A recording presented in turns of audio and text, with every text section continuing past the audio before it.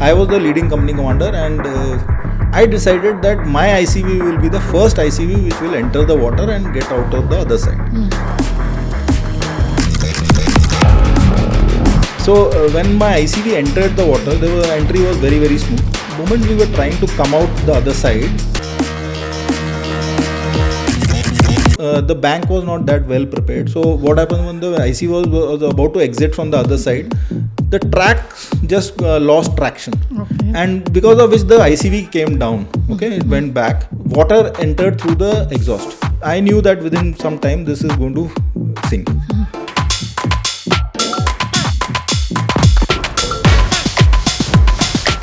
When a ICV sinks, generally there is a fatal casualty. People don't have time to come out? No, they don't get time to come out. The ICV being 20 tons, it goes down also very fast. I asked my operator to switch off all the radio sets, switch off everything, closed all my hatches.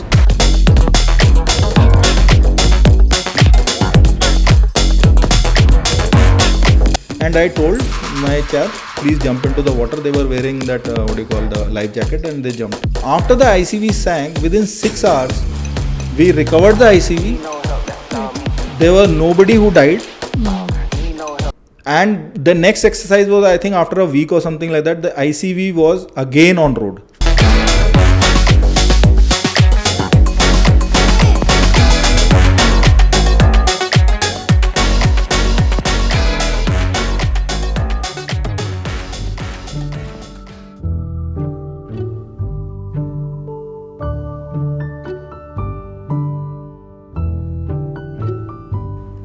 Promit, you have been in the army, you have been in infantry as well as in mechanized infantry. थोड़ा अपना service career के बारे में बताइए. Okay. Service journey. Yeah. Thank you, Julie. Firstly, let me thank you for getting me on your podcast. Especially after seeing your first, video of my coursemate and very close friend Pankaj Bhagwati. I was very impressed with the way you interviewed him and the answers that he gave.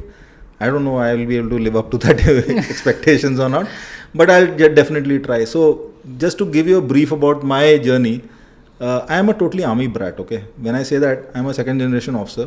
My father is a retired brigadier, and since he was also in the army, I also joined the same regiment which my father was from, which is the Brigade of the Guards, and my unit is 7 guards to be specific.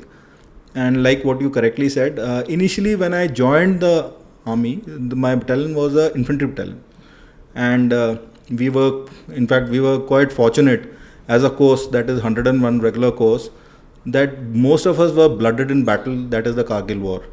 And from yesterday, in fact, we had our course get together. It was the 28th anniversary of our passing out parade on 6th of December 97. And Kargil War was a war, I would say, where the 101 regular course performed exceedingly well as junior leaders. And the PVC is my course, that is Vikram Batra. In fact, we were all from the same battalion, that is Manekshaw battalion in IMA.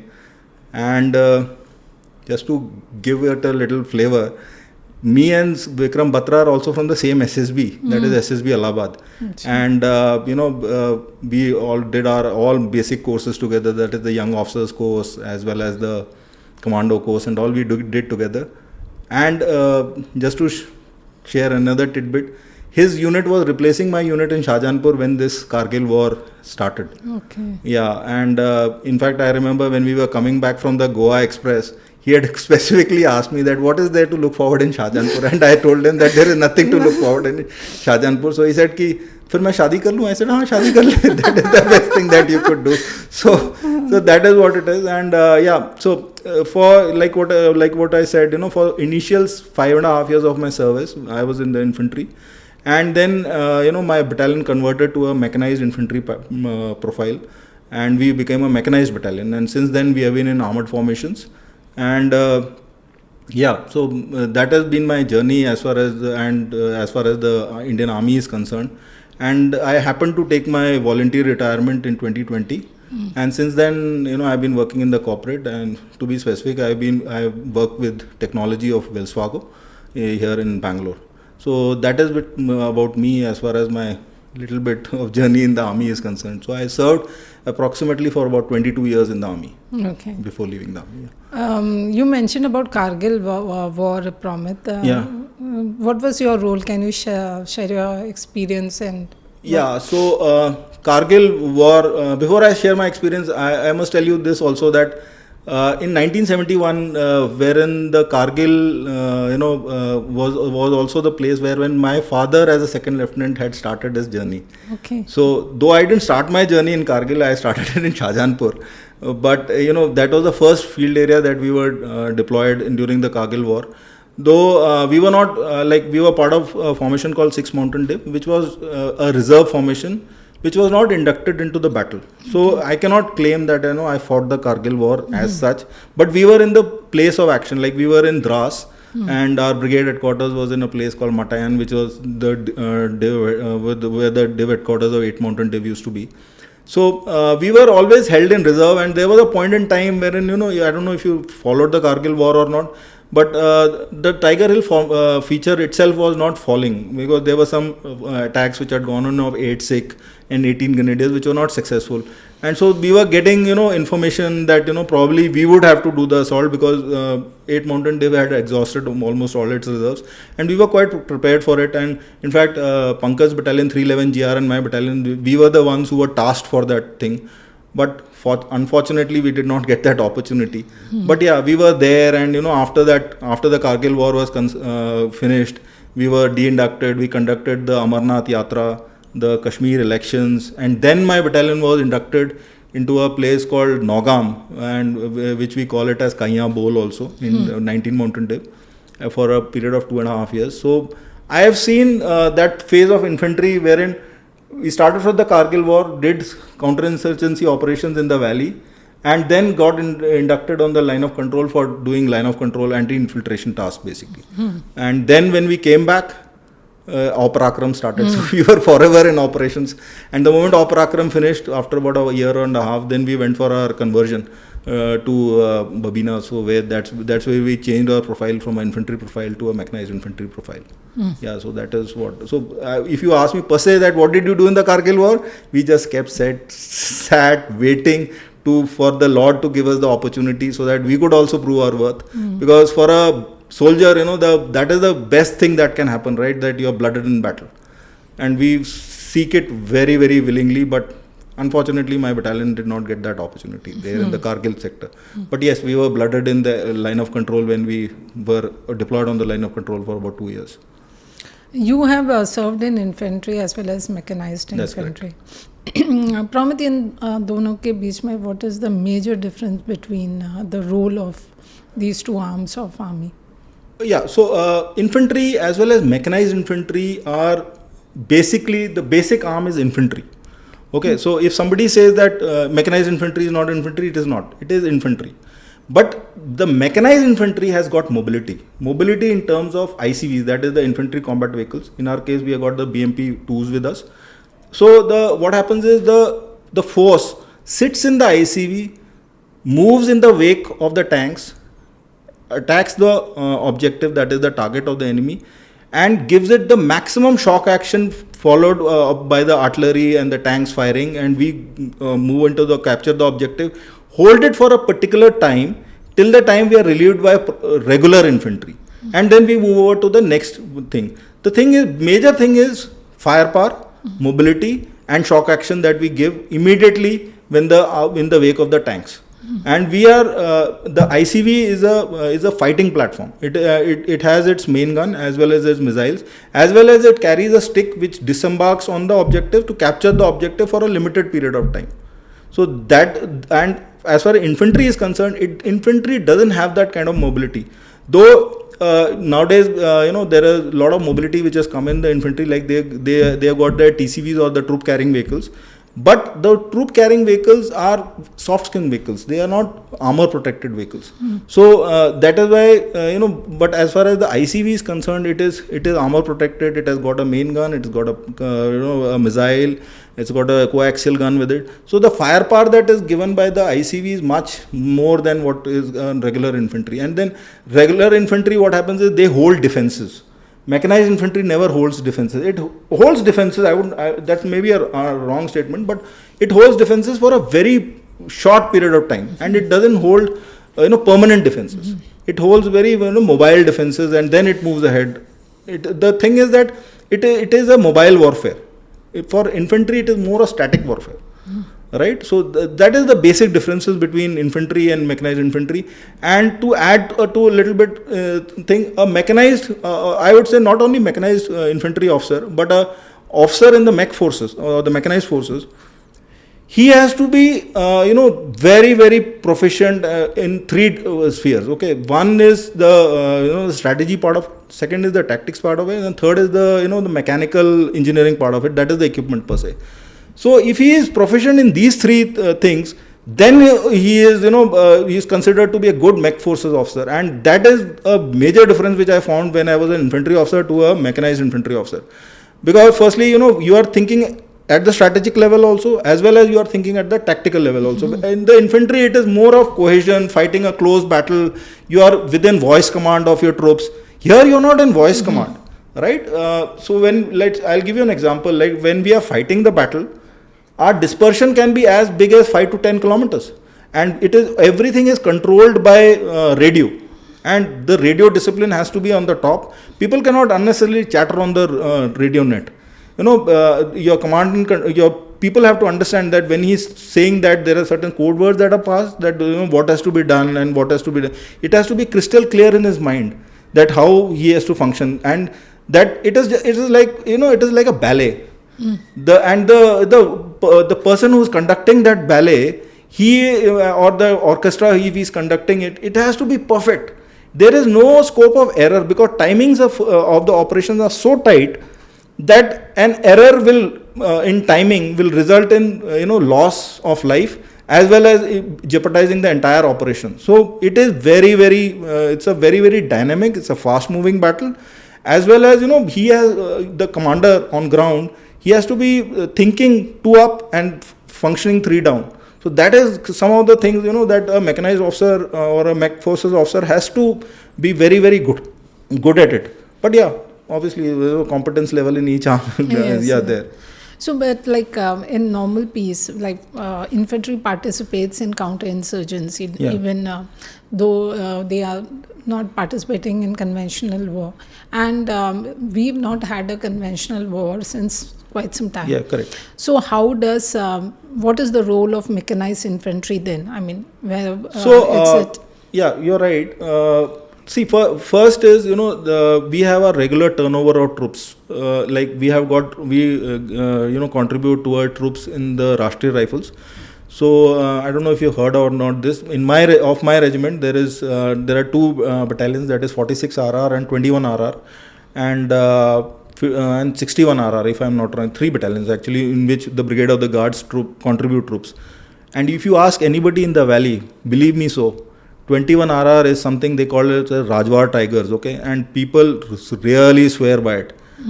And I don't want to sound pompous, but my regiment is something that everybody in the Indian Army looks forward. It may not be style, stature and all, but the uniform is something to be envied with. If you I'm sure you'll share some photographs of the regiment. A guardsman is different. Okay. What is a guardsman? So, I'll just tell you, when we got our independence in 1948, that time the Chief of Army Staff was General Karyappa. Okay. So, in the British Army, there is something called the Guards regiments. They got the Grenadier Guards, the Coldstream Guards and various other guards, which are the elite regiments of theirs, Hussar Guards and all. So, he wanted a particular regiment like that in the Indian Army also. So he picked up the 4 most senior battalions from the Rajput regiment, the Rajrif, the Grenadiers, and if I'm not, and Punjab regiment. But why? What was the purpose? Yeah, so they were the oldest battalions. Okay. So in 1948, the Brigade of the Guards was formed. But the history of the Brigade of the Guards goes back more than 200 years, because these battalions which were picked up, they had a very, past big history, like especially first Punjab and all. They were really like the old regiments. And they were supposed to be one of the best battalions of their regiment. And then he formed the Brigade of the Guards. So that is where the ethos of the regiment has developed, right? We always, our motto is Pehla Hamesha Pehla. So that means first always and every time, right? Okay. So, since I am a second generation officer, my father used to say this. When a guards battalion goes to a formation, the entire formation looks up to that battalion. Okay. When we were infantry, that is the same case. And the same case when we are now in armored formations. It's a privilege for a commander to have a guards battalion, because not only is the style and the swag of the guards quite impressive, but even the performance, as far as the professional performance is concerned. The regiment has performed, like I said, in the counter-insurgency, 21 RR has performed exceedingly well. Exceedingly well. Rajwar is one forest, people were even scared of going inside that forest, because militants used to be there in hordes, but they cleared the entire Rajwar forest, and they are called Rajwar tigers. Or Handwara tigers, which they call themselves. So that is one part. Secondly, the mechanized infantry, since it has got firepower and it has got limited mobility as far as mountains is concerned, there are places where the regiment has been deployed. Like my regiment, my own battalion has just come back from North Sikkim. So there are spaces there which are not as big as the plains of Punjab or the deserts of Rajasthan. But there are places where there is a little bit of mobility which they can do, especially in Ladakh and all, and in North Sikkim, like I said. So they add to the firepower and the shock action which can be given to the enemy by these platforms. So it is incorrect to say that they don't fight in counterinsurgency. Counterinsurgency, yes, maybe like as a battalion they are not fighting, but we equally contribute to Rashtriya Rifles battalions, and plus in field locations. Wherever the infantry is, yes, obviously the infantry is at very, very inhospitable terrain, where the ICV cannot go, right, because of the constraints of the equipment. But wherever they can go, wherever there is a maneuver space, the mechanized infantry and the armor is deployed. Okay. Yeah. You tell me about the life of a troop in the ICV. Promit. You have to Julie, that's actually it's a very good question that you asked me. That because that life itself is very, very difficult. I have seen like what you said correctly. We have not seen an actual war that happens, because the armor mechanized forces will get employed when an actual war happens. But we have our training exercises, and they go out in the deserts of Rajasthan or in the plains of Punjab for months and months, and we do actual simulations of assaults and things like that. So I'll give you an example. This was I think the year 2009. We were part of an exercise in the general area of Mahajan field firing ranges, and it was a 3.5 months exercise. It was a core exercise. And every exercise used to, there were various levels of exercises. So we used to do about 7 days or something like that. So on we would stay on the ICV, right? So, and then, there will be a daily movement of ICVs about 40-50 kilometers. So the stick of the ICV is the worst guys that are available as far as the mech forces are concerned. You imagine a guy is sitting in a closed, environment, 6-7 of them, wherein he is, taking the fumes of the DHPP alpha or the diesel alpha grade, which we call it. There are 9 types of lubricants which are there in an ICV, and then plus the battery fumes. And after all that, after this movement of 20-30 kilometers, when the outside temperatures are nearly about 50 degrees, inside it must be around easily about 60 degrees. He has to go close onto the objective, open the doors of the ICV, get out of the ICV, take out that fog of displacement, because he's totally disoriented, right? He doesn't know which direction he's moving, left, right, and he's just given a command, okay, that you have to assault. He has to come out of it, go left, right of his BMP and assault an objective. And after enduring all this, I have seen troops, the moment the back door is opened, they just puke. And they are, sweating from everywhere. Their uniform is sweating, their patka is sweating, they are wearing that battle gear. Everything is battle. In our exercises, we simulate battle conditions, right? Correct. And he's expected to assault. So life of a mechanized infantry soldier who is traveling in an ICV is very, very bad. But our training systems are so, our regimental ethos are so that, we are able to overcome it over a period of time. A raw soldier obviously finds it difficult initially, but then they get used to it. And and as far as officers is concerned, I'll just share with you where the officers sits in the turret of the BMP. That is where the the exhaust of the BMP is also, because when the BMP is moving forward, the entire black suit is on his face.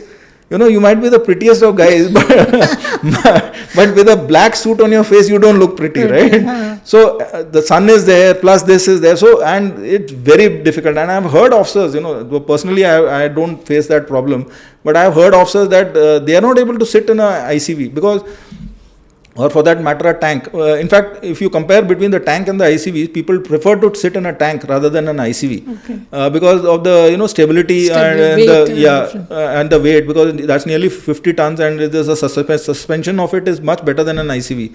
So your body doesn't rock that much, which in an ICV it rocks. And like what I said, imagine a situation when he is moving at 20-30 kilometers an hour. His entire troops that he is commanding are dispersed over an area of 2 to 5 kilometers. 10 kilometers. 10 kilometers if it is a combat group or something. Okay. I'm talking about a combat team. I'm as a company commander, I'm talking about 2 to 5 kilometers. He is dispersed.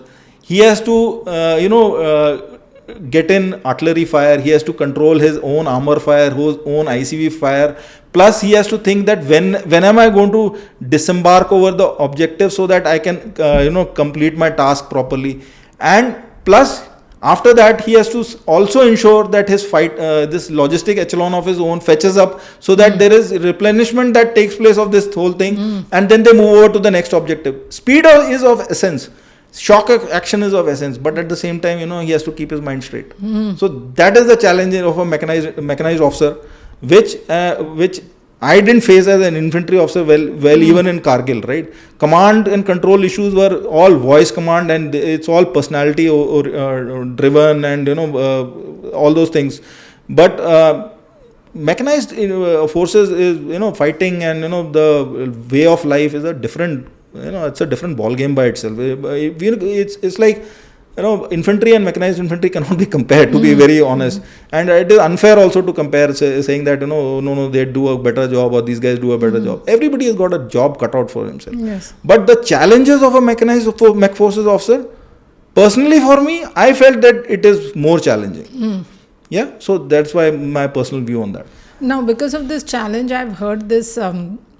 People, the crew in ICV and BMP, the bonhomie is very strong. Is it so? Yeah, it has to be. See, like what I said, it's like a orchestra, right?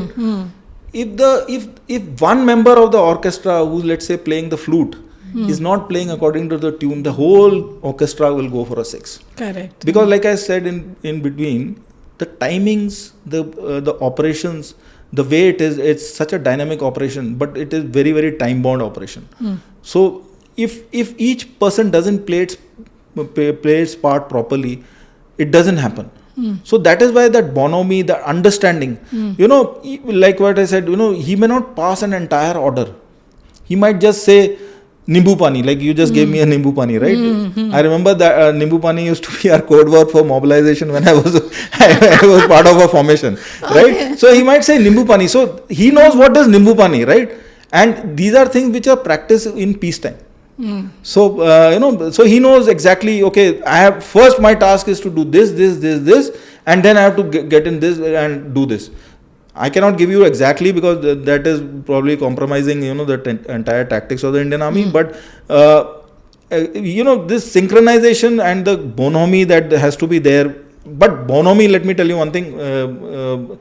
See, this is one part of it. Even in infantry, like when we were in CI ops and all, and when we used to do entry of places and dhokes and things like that, which used to, there also the synchrony and the understanding between the scout 1, scout 2, and the commander and everybody has to be of a very high order. They have to understand between eyes only that what he is talking. He may not even speak. But here, yes, we speak over the radio and things like that. But the radio communication has to be absolutely crisp. It cannot be unnecessary chatter because there is no way you can jam the entire net. So it is very, very, everything is very, very crisp and very, very tuned and very, very timely, in a timely manner it happens, and it happens in a smooth manner. But it's like a swan, the legs below the water, they are really paddling very hard. Okay. Yeah. Help us understand that ICV which you say, for all of us to understand that the crew composition and what is the role of every crew member. Are they also supposed to take care of the first line repair of the ICV? So in mechanized infantry, there are two types of ICVs. Okay. We call it the BMP-2K, which is the command version, and then there is something called the BMP-2, which is the troop version. Okay. Now we'll talk first about the troop version, because that is the one which goes and actually assaults the objective. The other one also does, it's not that it doesn't do, but these are the one which are carrying the stick. So there is a driver, which is driver cupola, which is right in front of the ICV. Okay. Behind him is the ICV commander's cupola or the stick commander's cupola. Okay. So he is sitting behind him, and behind that there is a turret on which generally the ICV commander who's there, he is sitting, and alongside him is the gunner. Now there is we call it something called the landing compartment, in which there are 6 people who are sitting. 7 people who are sitting, including the operator. 3 on one side and 4 on one side. Okay, so this is the fighting ICV, which is the standard, which is the one which goes and assaults the objective. And then there is a command version, in which generally the company commanders and platoon commanders and all are sitting. So they will not have a stick, but however the landing compartment is the same. But they have got bigger communication equipment. They got a radio set which is of a higher frequency for talking to higher headquarters and things like that. So there is a command version and the troop carrying version. So these are the two ICVs which way, and the major armaments on the ICV is the 30mm cannon, which is common to all ICVs. ICV is a broad term, is called Infantry Combat Vehicle, but we have got a BMP. Okay, so BMP, which, if I remember correctly, it's supposed to be Boyvoy Machina Pikhota. It's a Russian name. Yeah, so it's supposed to be basically a vehicle which can float in water. So ICV cannot float. ICV also can float.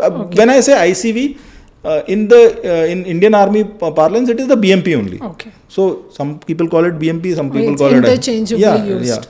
Yeah, it is interchangeably used. Yeah, but like I said, it's got a 30mm cannon. It has got a coaxial gun, which is the 7.62mm PKT, or the machine gun, which you can call it. And then it's got a anti-tank missile, a faggot missile, which is a wire-guided missile on top. Okay. So this is the basic armament, plus the troops who are carrying their LMG, RL, and your INSAS rifle and whatever. Those are the 7 people. Yeah, they are the ones who are carrying it. Generally, the commander and the gunner and the driver are carrying pistols. They are carrying a 9mm pistol. Okay. So when you say driver is the person who controls the stick? No. The driver is the person who drives the ICV. Drives them. Yeah. So the stick control is by the person who just sits behind the driver. Driver. Yeah. So what happens is, when an ICV closes onto an objective and it's supposed to attack the target, the stick disembarks from the door, from the landing compartment. The doors open. They go out of the ICV, and the ICV commander who is there behind, or the stick commander who is there behind the driver, he also disembarks from the BMP, and they together go and assault physically, when I say means they physically assault. Okay. They physically assault the objective. And after the objective has been neutralized. That is in case the gunner is not able to neutralize. Only then will they go. I'll just take a step backward. Okay. So what happens is, the initial assault generally is done by the armor. But since the armor does not have the capability to hold ground, it is followed by the ICV, which also overruns the objective. But since it has got troops, somebody has to capture those trenches physically, right? Okay. So the stick is the one which captures the trenches physically, and they hold it for a particular period of time. See, mechanized forces are not supposed to be holding ground permanently like the infantry.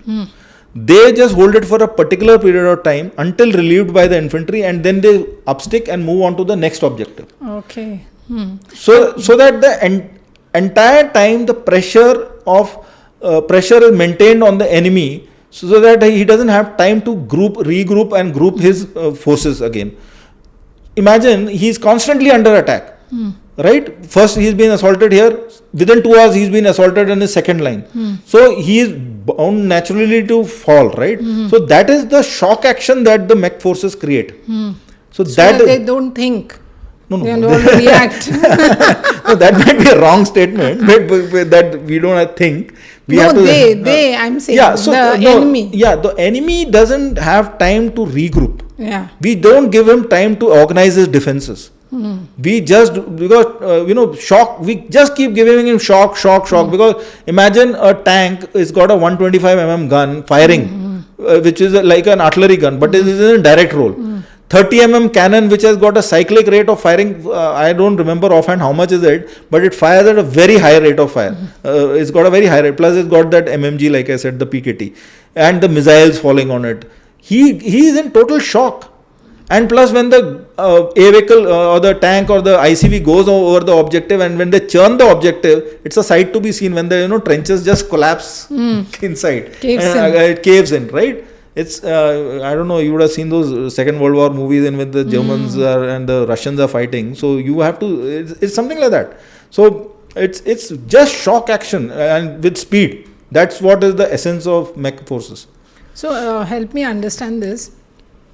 In the ICV or BMP, when you fire, is it instrument based firing which you people have? Is there instrument help which is there? So explain. So the BMP has got a like I said, it can fire in the day as well as in the night, because we got thermal sights, and the gun has sights. The gunner has a sight, and as well as the commander has a sight. And we call it the stabilizer. So the gun is very, very stable and very, very accurate. And the gunner sights are there, and they fire from those sights only. It's not open sight, or it's not like taking in a general direction. It's very, very pointed and accurate fire.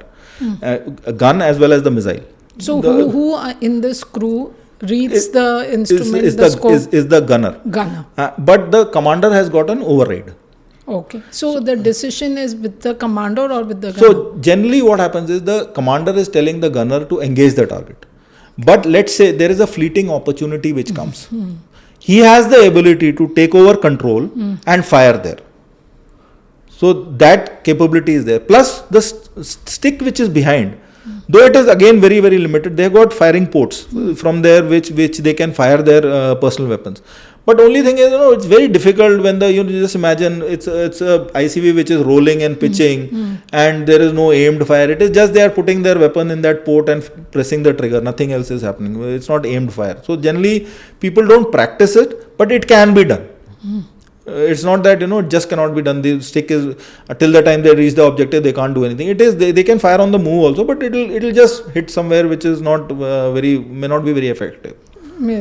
Precise. Yeah. Then the role of the BMP is also a missile base. Correct. Yeah. Tell us about that. So the ICV, unlike the tank, the armor protection is very limited. Okay. So it is pitched against a tank, and as well as it is pitched against the enemy ICV itself. So it has to have some it has to have a protection, or let's say a fighting capability against it. So there is this anti-tank missile which is wire guided on the ICV, which it can fire on a tank, and so it's a very effective weapon. Again, it's an anti-tank weapon which can really, if it hits the right place, it will take off the hull of the turret of the tank or the enemy ICV. So what happens is, like what you're talking about, a missile base. Generally, a missile base is I would say a temporary defensive position, in which once the ICV or the mechanized company has overrun the objective, so they go into a terrain in the far ground, wherein they take positions against counterattack by enemy armor or enemy mechanized infantry. For that, since if they are going to that position, so that they can, the missile, because the missile cannot be fired, though it can be fired, but it is not preferable to be fired in a moving position. Okay. It has to be a static position. So they take a static missile position from where from the most expected direction of the enemy counterattack. When the tanks and all come, they fire their missiles and they are able to effectively neutralize the enemy tanks. What is the range of these missiles? It's 5 kilometers. It's 5 kilometers, but it's wire guided. It's not laser guided. Okay. And how is how effective is a laser guided over a wire? See, it's just the guidance system, right? What happens is wire guided. Till the time it hits the target, the gunner has to keep tracking it. He has to keep tracking it in his sight. That the missile is going to the right place. He can give it little bit of corrections and things like that. But the laser guided thing is, once the laser is locked down, it just goes and hits the target. So the guidance system is different. And wire guided is slightly difficult because I myself am a missile pilot. So what happens is, the moment the missile takes off from the rail, there is fog which is created, right? Because the backblast and things like that. So for a good about 4-5 seconds you don't see the missile, and then the natural tendency is that since you are not seeing the missile, you try to move the lever. So you might move it, give it too much of correction up or down, and then the missile just goes and falls down. So you have to be static.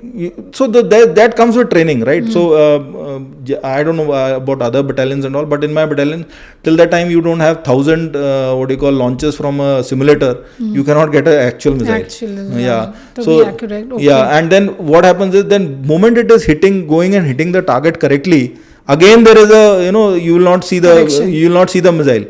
Then suddenly you think, oh my god, where is my missile gone, right? And then you might give some erratic correction, and then it will not go and hit the target. So a missile pilot has to be very very precise in his controls. And those controls are like doing a pilot's joystick. 2 millimeters left, right, and the aircraft just goes. It's same thing with a missile pilot. So this missile pilot is the gunner. He is the gunner. Yeah, he's the gunner. So he doubles up with. So he has got 3 weapons with him. Okay. He has got the 30 cannon to fire. He's got the missile to fire, and he has got the 7.62 PKT to fire. So all these 3 things, the gunner is the one who is firing. But the commander has got an override. If he wants, the commander can also take that override, and he can also fire. So when you all decide that who will be the gunner, like in your particular, is there the certain number of people would be getting trained as a gunner? They go just specifically. So just like those people, who are the others who require specific training in the crew? So Julie, that's a very intricate question that you asked, and I don't want to take the thunder away from the gunners. But when we do our there's something called trade allocation. Okay. So in a mechanized mech forces battalion, generally there are 3 types of trade. We call it gunner, operator, and driver. Okay. So the best guys are the gunners. The second best guys are the drivers, and the third best guys are the operators. And in that also there is something called, especially in my battalion, there is something called Cat 1, Cat 2, Cat 3. A chap cannot, the moment he comes into the army, he cannot hope to be, let's say in his trade allocation he's become a gunner. He's been allocated as a trade as a gunner. He cannot hope that he becomes a Cat 1 gunner the first day itself that he joins. It's over a period of time that training is given and things like that, and he develops himself, right? Like I said, 1,000 simulator launches. Now those 1,000 simulator launches is not just कि आपने trigger press किया और आपने launch पे launch कर दिया. Those 1,000 simulator launches has to be hits. Then only he gets an actual missile. Because actual missile is in crores. So like I said, the best guys are the gunners, because they are the ones who, like I said, he has to control 3 weapon systems, and which are very very potent weapon systems. That decision of that taking, though it is taken by the commander, but he also has a fair leeway in taking that decision, that what does he want to fire. He wants to fire the main gun, or he wants to fire the the PKT, right? Because ammunition is limited. You just cannot poof of ammunition. So if you talk like that, intellect wise, capability wise, the gunner is the one who's the best guy. Then is the driver, because obviously he has to maintain the entire Russian equipment. The way it is very maintenance heavy, so he has to maintain everything. And then there are these operators who operate the the communication equipment which is there in the ICV. and the stick can be mixed. It can be, but like it obviously the stick will not have a Cat 1 gunner, right? Because the Cat 1 gunner will always be on the ICV as a gunner actual. Right. He can be a Cat 2 or a Cat 3. He can be part of the stick, but he will have a trade. Okay, and it will be a trade. It will be a driver, or it will be an operator, or it will be a gunner, but he'll be part of the stick because he's not reached that level of proficiency to be the main gunner or the main operator or be the main driver. Because every trade has its particular skill. Like what I said about the gunner, same skill is required from a driver also. Imagine he has to maintain this entire thing, and plus this equipment has the capability to float. Okay, so it can float in a river, it can float in a lake and things like that. So he has to prepare the thing. Though it is a collective action of entire, so we call it the crew. And a crew is very, very closely synchronized, meshed together. They are like buddies. Okay, and they actually perform everything together. I'll give you an incident. Like the same incident where my battalion was exercising. About 30% of our equipment after one particular exercise went off road. There was high pressure pipelines bursting and some pressure not being created and all those things. The next exercise was within 4 days. 30% equipment, just imagine, of the battalion has gone off road because of these things. We got something called a light repair workshop with us. They, along with this crew, overnights, I'm telling you, overnight, probably they would have slept, hardly they would have slept. But they got this entire equipment on road, because equipment on road is the basic crux of mech forces. Your equipment cannot be off road at any point of time. The unit will be declared unfit for war if its equipment is not non-ops. So that repair crew, they move along with the mechanized. We like I said, they got this light repair workshop with us. They are basically not they are part of this battalion only. They are EME personnel, that is the electrical and mechanical engineers, and they are led by generally by a EME officer only, if he is posted to the battalion. And they have got something called the armored recovery vehicle with that, in which they got all the spare parts and everything like that, and they move along with the combat teams. Okay. Yeah. You mentioned about the missile base, so may sound very silly, but just help us understand, of the 9 crew members which are there, the gunner is the one who's going to decide on and the commander.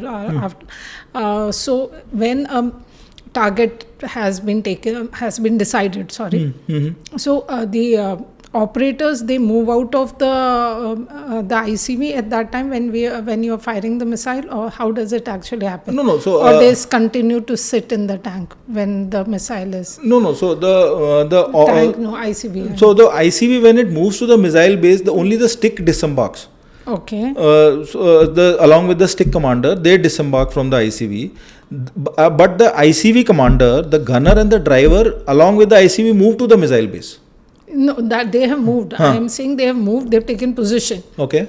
Now the crew comprises of the operators as well, right? Yeah, 7 operators. Correct. I'm talking about those 7 operators. They dismount, they disembark from the ICV, or they continue to stay? No. They disembark and they hold and they take over those defenses which has just been overrun. Yes. And they convert it. We call it temporary defenses. They convert it into temporary defenses, and they hold it till the time they are relieved by infantry. Yeah. So and then they get back into the ICV and move into the next objective.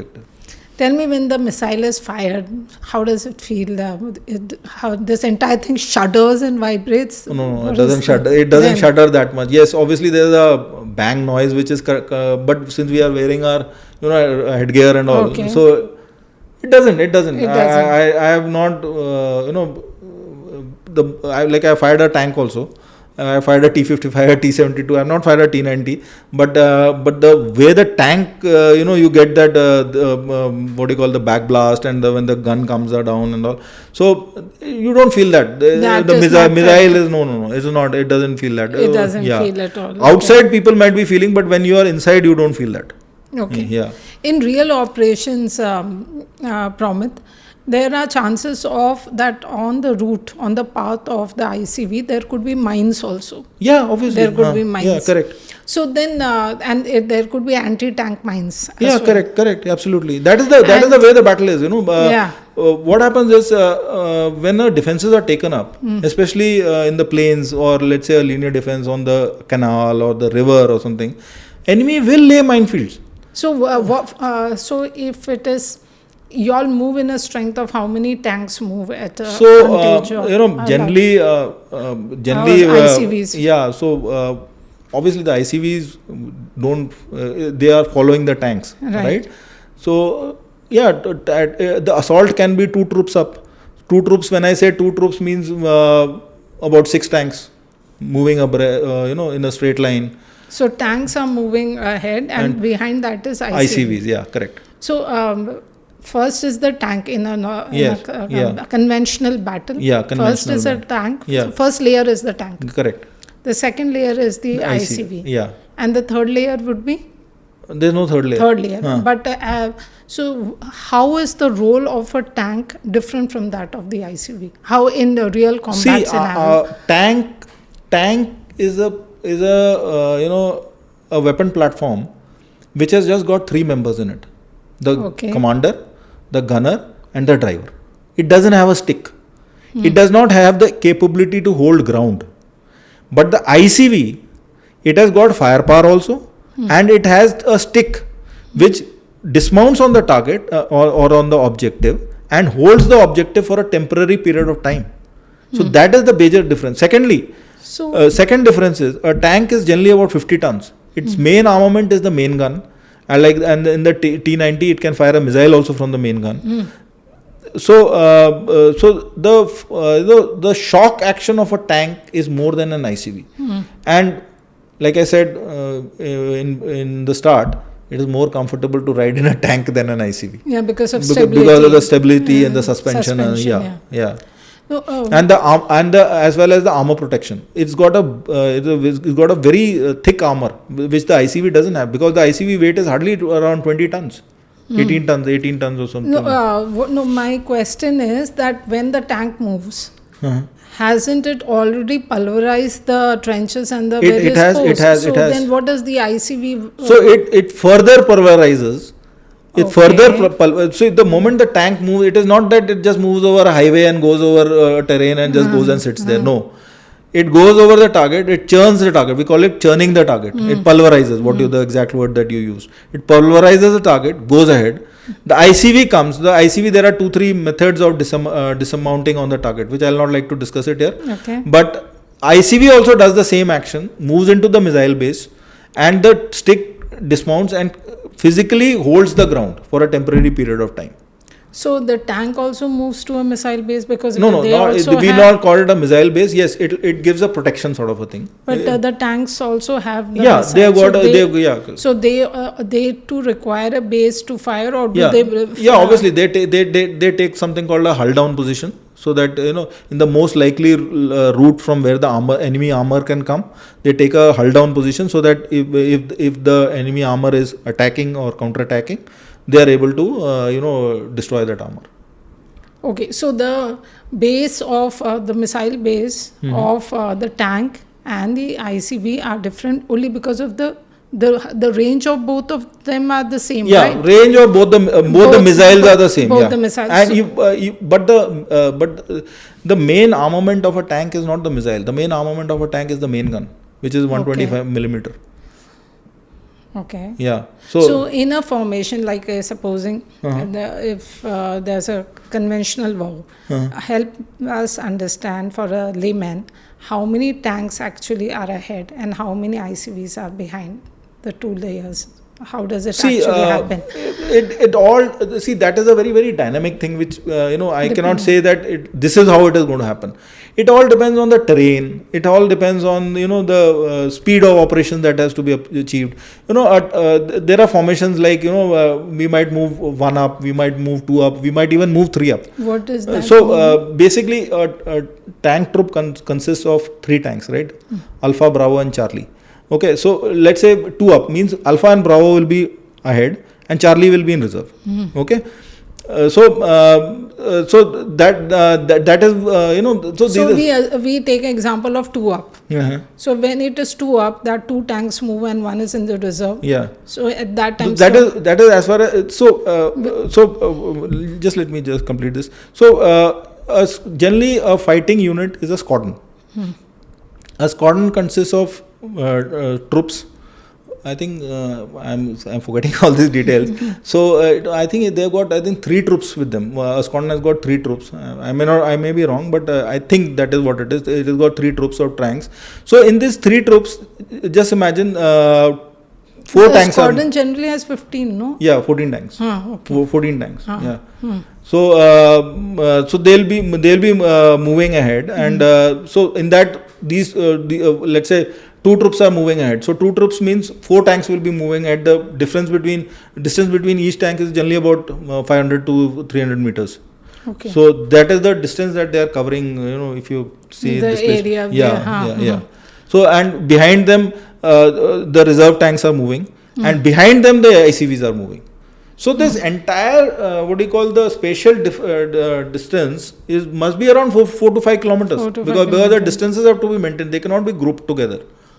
So the tank has it's got the gunnery power, the firepower is more. Yeah. That is why they go ahead. Yeah. And the ICV and plus the armor protection. They got a very good armor protection, which is not as good as for an ICV. So once they have established and given us some coverage, that is when the ICV moves, and when the tanks, whatever they did not destroy, is what the ICV does. Correct. And they they physically hold the ground. Which is very important. That is one role which the tank doesn't have. Cannot do that. Yeah. And the ICV. So in a normal war, like in a conventional war, there is a possibility that the tanks may go down because of anti-tank so that is acceptable. Mines. Yeah. So how much do you expect, like especially with the mines? What do you expect? So even if it's a very, very dense minefield, right? There are 2 types of kills. Okay, we call it the MKill and the KKill. Okay. So MKill is a mine kill, and a KKill is a total kill when the entire the tank or the ICV is written off along with the crew. Yeah. So we say that we can take in the densest of minefield, we can take about 3 ICVs or 3 tanks will go. So 3 KKills. Yeah, no, 3 MKills. MKills. Yeah. And KKills? KKills can be around 1 or 2. Yeah. Okay. And what about the tanks? Yeah, same with the tanks. Same with the tanks. See the tanks are moving ahead. Okay. Nowadays, what has happened is they got plows. The tanks have got plows. Okay, we call it I'm forgetting the name of the plows. Is I think full width mine plow or something like that they call it. Okay, so they got these plows with them. So they create the moment they hit them, they know that they've hit the minefield. They lower the plows and they move in the minefield with the plows. So most of the mines are going to get knocked off like that only. They'll not come in their tracks. Okay, so but somewhat might come. Okay, it's not that we can say that for sure that this track is cleared. And what happens is, as far as the ICV is concerned, the ICV for everything it tries to follow in the track of the same track of so the tank. Safe. It is safer. Safe. Yeah. And so now the tank has moved. The reserve tank is behind. Behind that is ICV, and you have reserve ICV also. Yeah, correct. So there's Now you all have taken and declared that area safe, and you have temporarily held a position, as you said, of a base. So then you wait for the infantry to come. Correct. Yeah, the infantry comes and then they take the position. Yeah, correct. So and the path which you all have created, the infantry moves on that path. Yeah, tries to move in those tracks only, because so that they don't have anti-personnel, but still, as far as planning figures is concerned, though it is cleared, tank has moved, ICV is moved, like what you said, and there is proper track which has been created. But still in their planning, they say that in a section 3 people can be mine casualty. That is correct, the margin on which they operate. Yeah, correct. And the infantry has to, now the distance for the infantry to cover is how much? 400 meters? The infantry has to start from the same start line and cross the entire minefield and reach the objective and relieve them. And so that these people can go ahead for the further objective. Because see, like I said, the enemy has to be kept on the run. That is the game. he should not be given time to group Yeah. so that he can organize his defenses. That is the whole game of mech forces. They have to keep beating him, and so that they can make the maximum ingress. Of the three terrains which are there, one is desert and say it's plains, yeah. and then mountains. Which is the toughest terrain to fight a battle? See, as far as mechanized forces is concerned, the toughest battle I would say is linear defenses. That is, your dusis, your rivers, your canals. Because coupled with the terrain friction, the enemy is sitting on very, very fixed defenses. And plus there is a water obstacle which is very, very difficult to cross. So there are various methodologies we use, which again I will not like to discuss here, because in my previous formation we used to practice all that. So there also time is of essence, right? Because we have to complete the operations in the night, so that in the early daybreak our armor is inducted and it does various actions and things like that. So that timing is so critical that we just cannot say that okay, today the defenses were very difficult to crack through, so we have taken one more day. Because then what will happen is, on that linear obstacle he will strengthen, because he knows that okay, the attack is coming here, right? For him the challenge is that where to make out where the exact assault is going to happen. And for us the challenge is to get across the obstacle so that we can get maximum penetration in his area. And let me add one thing. We, like I said in the start, mechanized forces is all about strategy. Just imagine a situation.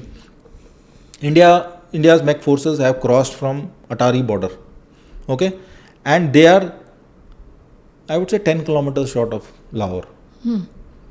What is the news that will come in the world?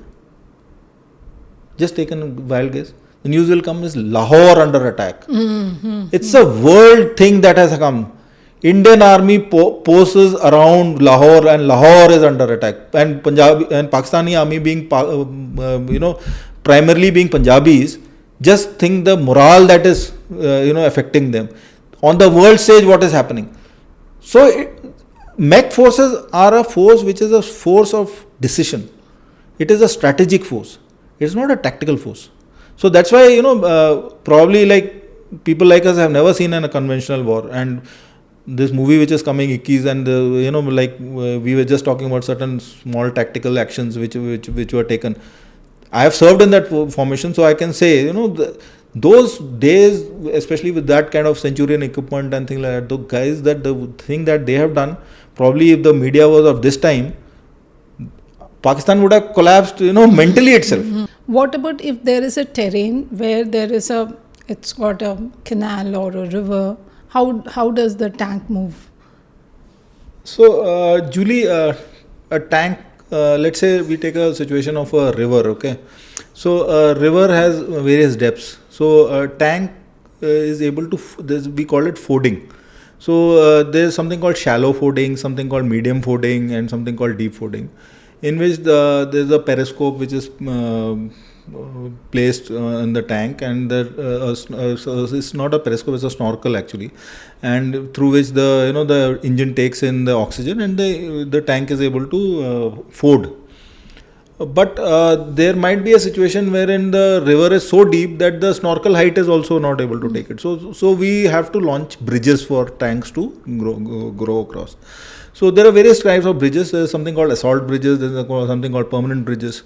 So our assault bridges are basically the BLT or the bridge laying tank, a tank which lays the bridge, and something called the AM50, and then there's something called the floating bridges and things like that. So those bridges are laid by engineers, combat engineers, who are we call them armored engineers actually. They are the ones who lay those bridges, and then the tanks are able to. But that is as far as the tanks are concerned. But the ICV has got a flotation capability. Only thing is that it requires some preparation, in the sense that there are these hatches which have to be sealed.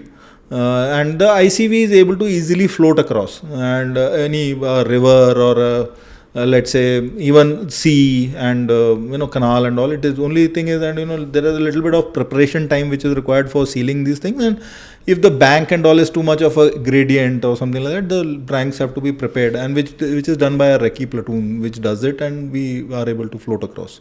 So there are some tactics which I will not like to speak here, in which the first assault itself is done by the mechanized infantry, because it has got the ability to float.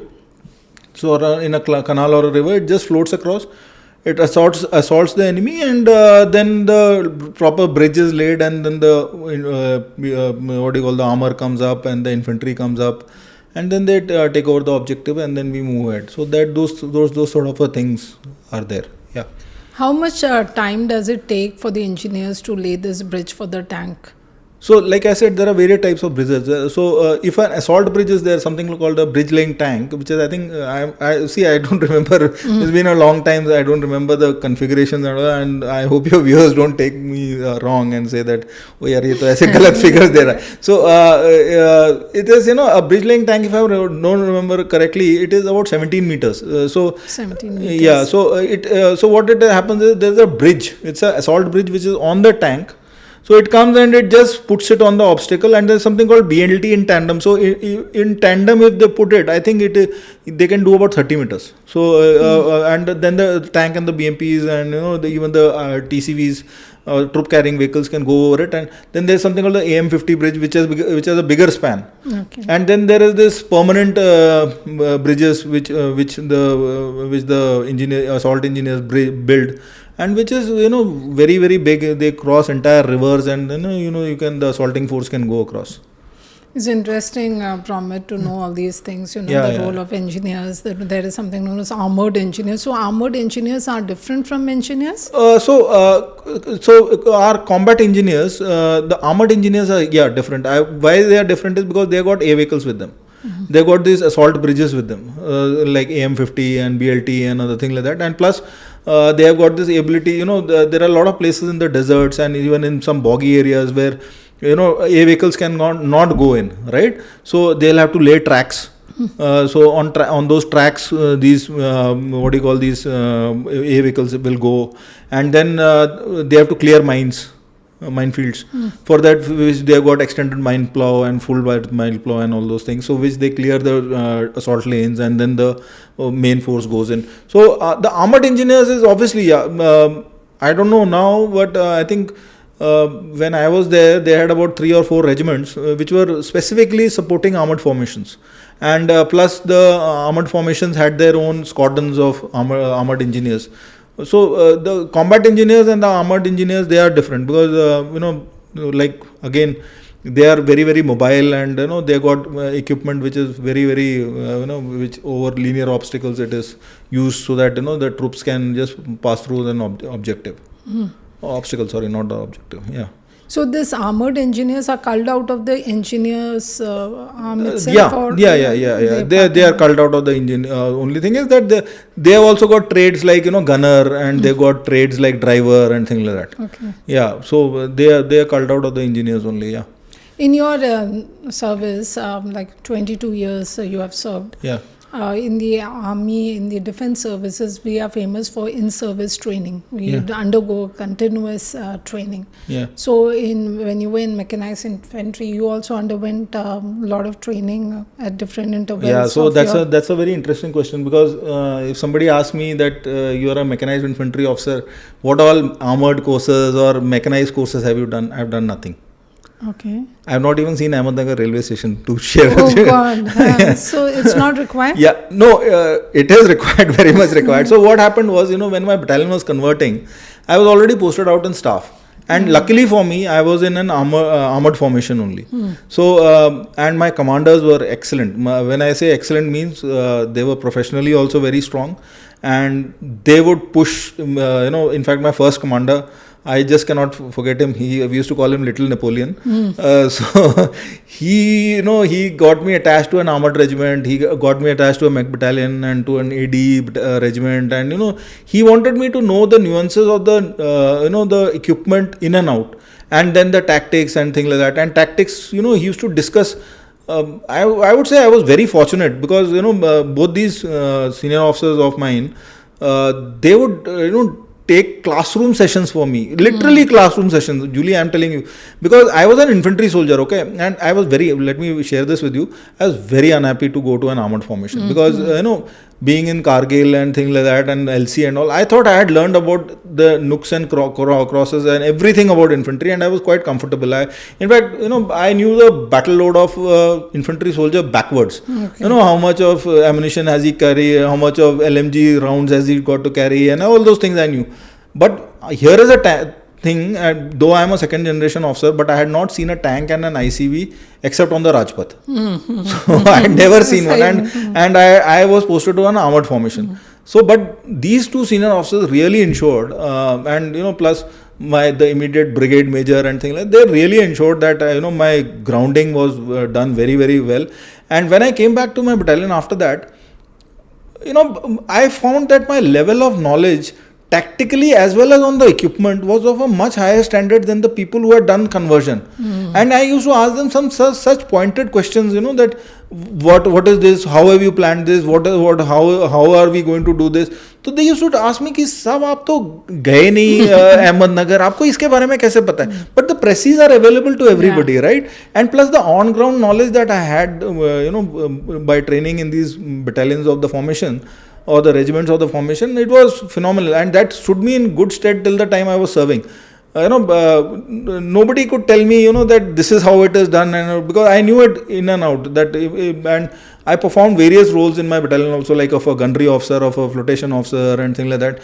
And I had no issues. I just thanks to that first tenure which I had in the independent armored formation, it stood me in real good stead. You had so many years of experience. Tell us about some eventful experience which you can't kind of. Okay, so I'll tell you, like we were discussing, that flotation and crossing over this thing. So we were exercising in the area of the Indira Gandhi Canal in an area called Rajyasar in Rajasthan. So there was this exercise which was going on.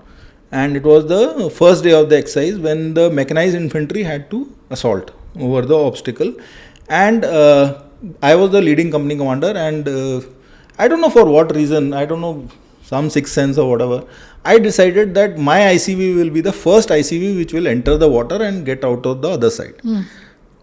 So when my ICV entered the water, entry was very, very smooth. My driver was very, very good chap. And we entered the water, and the moment we were trying to come out the other side, the canal, if you know that the IGC is made of bricks, the sides of the canal is made of bricks. So I probably think that the bank was not that well prepared. So what happened when the IC was about to exit from the other side, the tracks just lost traction, and because of which the ICV came down. It went back, and water entered through the exhaust, and the ICVs totally stopped. The engine just shut down. So that was, and I was like, I told my driver, okay, अब फिर से start करो. तो he said, साहब start नहीं हो रहा क्योंकि shutter lower खुला था and पानी घुस गया है पूरा. So I said, okay. So by that time our recce people were there on the other bank and all, and the ICV was just floating in the canal, IGC, right? And what happened was the driver told me कि साहब पानी भर रहा है. I said, पानी भर रहा है? Because I was in the commander Kapola. I was not looking down. So I went down. I saw the water was at least almost till my knee.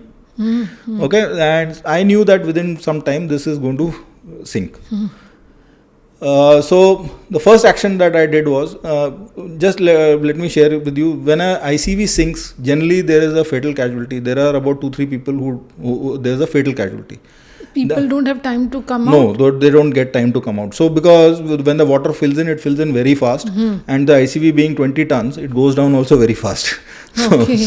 So what I did was, moment I saw water, I told my driver, you just close your cupola, seal your cupola, come behind. He didn't come from on top of the BMP, inside the BMP only he came outside. I asked my operator to switch off all the radio sets, switch off everything, closed all my hatches, and I told my chaps, please jump into the water. They were wearing that, the life jacket, and they jumped. Moment we were jumping, as they say, the captain jumps the last, and since I was the captain, my operator was there, and I told him jump. So he was an Assamese boy, okay. He told me, "Saab, मेरे को swimming नहीं आता है." So but he has the life jacket, no? No, he has the life jacket, but still, that life jacket is not, I will not say it's not a very, very good quality. So he was like literally scared. And I was like, we have to jump, right? Otherwise, this guy is going to. So I said, I just held on to him, and I jumped and I pulled him across. And like I said, the recce people were there, and we all got pulled. But the intelligent part that my crew did was, that is where the crew, synchronization happens. They had asked for that. There's something called the armored recovery vehicle, okay, which has got a cable. It's a thing which can recover these A vehicles. So they put one cable on the hook which is behind the ICV. And though the ICV sank, but I'm so proud of the fact that after the ICV sank, within 6 hours, we recovered the ICV. Great. There were nobody who died. And the next exercise was, I think, after a week or something like that, the ICV was again on road. Oh. Yeah, and it was still, and it was a 2K BMP, like I said, it was a command version, and nothing happened to the BMP. It was mechanically all right. The radio sets were perfectly fine. The gun and everything was perfectly fine. So I feel, like I think I've been telling you this. The mech forces officer always has to keep his mind very, very stable. He has to have the bigger picture and everything like that, but he has to always be concentrated on the tactical picture always.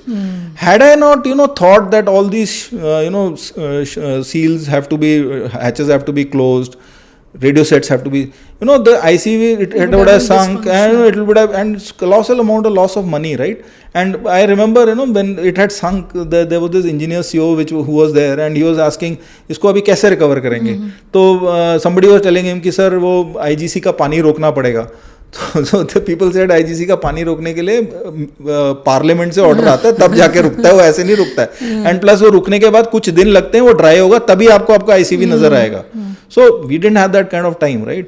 And like I said, it was a total coordination between the crew and everything. They had put a hook, and with that hook we were able to get the ICV onto the side, and then do certain innovations and things like that, and we were able to recover the BMP within 6 hours. This happened in the night at around 1:30, okay. And by morning 6 or 6:30 the BMP was already recovered. When my commander came in the morning after seeing the entire operations and all, I think he came at around 8:39, and he told me ki, "Haan Promit, tell me what is the plan of recovering the BMP." I said, "Sir, what BMP? It is already recovered." See, look at it. I still remember the BA number of it was 20W. So it was already recovered. So what I'm trying to say is that the commander is important, but as well as the crew's synchronization and their their presence of mind is very, very important. Had it not been there, because I had heard of umpteen amount of stories wherein a BMP goes and the crew also grows with it. Because they don't have time. They are not able to do all those actions of getting out and things like that. But Lord has been good. Yeah. Promit, we use Arjun tank also, which is our indigenous tank. Correct. As compared to other tanks, how good is the indigenous tank? And in technology capability, how is India? Where does India stand? See, Arjun tank, Julie, I may not be able to be the right person to comment upon the Arjun tank, but whatever I have heard about it is that it's a very good tank. The only what little bit of shortcoming that probably it has is that it's a very bulky tank. It's a very big tank, but the engine to weight ratio of it is not that good. That's what I've heard as far as the mechanical part of it. But the gun and all, I believe, is very, very good. But again, Julie, you must remember one thing. We talk about the T90, which is a state-of-the-art tank, or the Abraham, or the, we talk about all these Leopard 1, Leopard 2. But where have they started from? They have started from probably a T20 or a T34, or for that matter, for the American tanks with their patent tanks and all those things in the Second World War. They have started, and it's a continuous journey that has evolved over time, and then they have been able to reach this place. if we do not have a start point, we may never be able to, develop into a state of the art till the time we do not have a start point. And this is a very good start point. The engine issues and all can be resolved. Weight reductions can be done. It's a intelligence balance between the requirements as well as the armaments that you want to put and the armor that you want to put over it. That and all can be refined over a period of time. But if we do not have a start point, we will never be there. And when in this 21st century, when we are thinking that we'll be one of the leading nations, if our defense capabilities do not get started, people can talk that Arjun is not good or the Tejas is not good, but it is a start point, right? Exactly. Over a period of time, the R&D will happen, it will mature, and it will become state of the art. So we cannot do away with it. I believe when I was getting released, that time I think there was only one regiment, and I think now they have got probably a Arjun Brigade itself. So these are things which will evolve over a period of time, but people have to be behind it, especially the government hierarchy. Yeah. Your father also was in the army. Correct. Yeah. Tell me how significant a role did he play in helping you take this decision of joining the army? Any of his? Yeah. So firstly, he was a very big motivator for me. Okay. So my father is commissioned into 7 Guards and he commanded 7 Guards. I am commissioned into 7 Guards, but unfortunately I could not command the battalion. But yeah, like my father is, is like a role model, and is not only a role model to me, but he has got a tremendous military reputation also. If you ask people, his course-mates, his peers, they will always say that Ganga was one guy who was totally a great guy. It was because he was very, very humble as a soldier, and very, very bold in his decision making, and probably because of that, he as a brigade commander had an accident in which he broke his spine, and he is now on a wheelchair and all, but he was very, very bold. And like I was telling you, in the 71 operations in Kargil sector where my battalion was fighting, my father was a second lieutenant that time with only about 6 months of service. And I believe he had gone almost to a village called Olthingthang, which is across the Shingo River. Mm-hmm. And that is, I think, recorded as the deepest penetration in that sector. Mm. And the terrain in Kargil, the way it is very, very inhospitable. My unit had a lot of non-physical casualties in terms of frostbites and things like that. And he was a second lieutenant. So I used to ask him that, how did you not get all this? And, how did you do that? He said, one thing was there with me that, I have to get the objective. One was never bothered about, one's physical comfort and things like that. And that takes me to, that had me thinking, especially when I was posted as an instructor in OTA, that what is exactly about the Chetwood motto? He was one soldier who lived by it.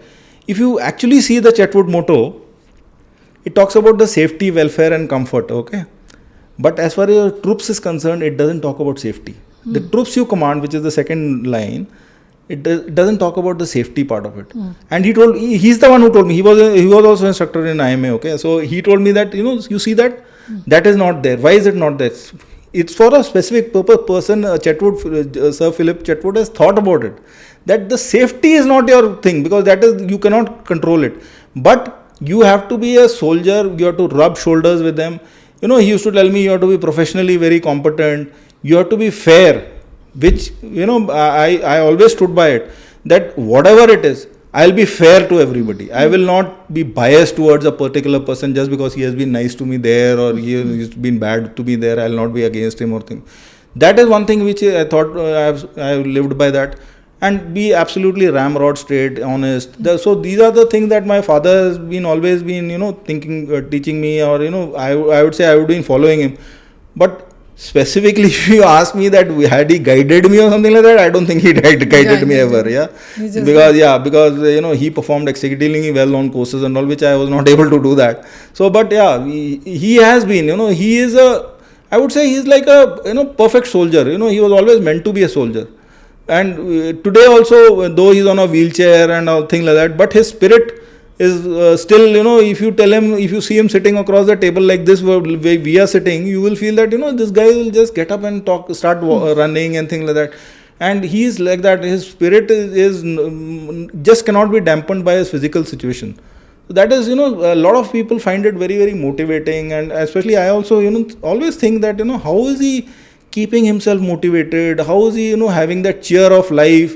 How is he having that thing that, you have to perform? I always used to think that, with his thing also, still he's thinking that, I must share this. After his retirement, he set up an organization which he was running for about 10-12 years. Have you heard about very few stories, right? Yeah. Wherein people with such physical, limitations, they are able to do that. He did it. So, he's a person or a personality who has to be emulated, who has to be learned from. And he always says that, you should have this sense of gratitude. And that is what I also firmly believe in, that, you have to have a sense of gratitude to whatever, your situation is good, bad, whatever it is. But, you are there physically well-being. That is most important. Very true. Yeah. Actually, it was such a pleasure interacting with you, Promit, and heard such motivating stories, not just about yours, but your father's too. Yeah. And more important was to understand the role of mechanized infantry, and how is ICV different from the tank. Yeah. And it's interesting, so that people who watch us know that there are so many facets to the army. Yeah. That was my intention, frankly speaking, Promit. Absolutely. So people, like we were talking initially, people identify with artillery, they identify with tanks, they identify with infantry. But they don't know that there's an arm called mechanized infantry, which is a very potent arm, right? Absolutely. And which has got a very definite, role in battle. And they do it with that, and they do it with a lot of competence and with a lot of, purpose. And just to share, an armored regiment has a strength of about 450, and a mechanized infantry battalion has a strength of about 800. So it's almost double, right? And the tasks are also like that, right? He has to hold ground, he has to fight, and he has to keep moving with the armor columns and things like that. And everything else that the armored formations, armored regiment does, except that the caliber of the gun is much bigger and the protection is big. The mechanized infantry is actually a very, very challenging arm. And my personal experience, like I told you, is that between the infantry and the mechanized infantry, I found that the life in mechanized infantry was very, very challenging, in the sense that you had to be very, very competent. Not that you not to be less competent in infantry, that's not what I mean to say. But yeah, life in mechanized infantry is tough professionally. It's not easy. And infantry, the terrain and the thing like that, yes, they face obviously that. So everything has its pluses and minuses, but yeah, personally for me, I found that mechanized infantry was much more challenging. Right. Yeah, and especially my regiment, Brigade of the Guards, I say, our standards are much higher than infantry regiment itself. Altogether. Yeah. So thanks for coming by, Promit. It was fun talking to you.